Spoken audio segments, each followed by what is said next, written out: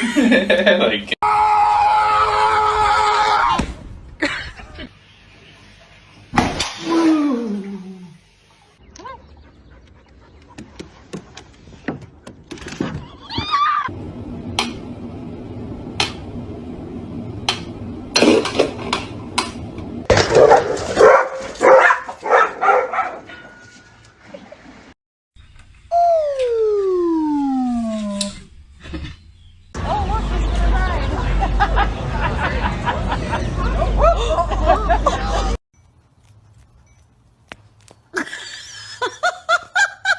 Hey, yo, buddy, you want this cheese fool?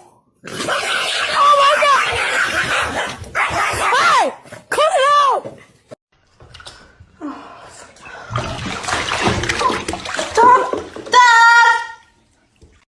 Laugh about it. That wasn't cool, and I just thought it was important.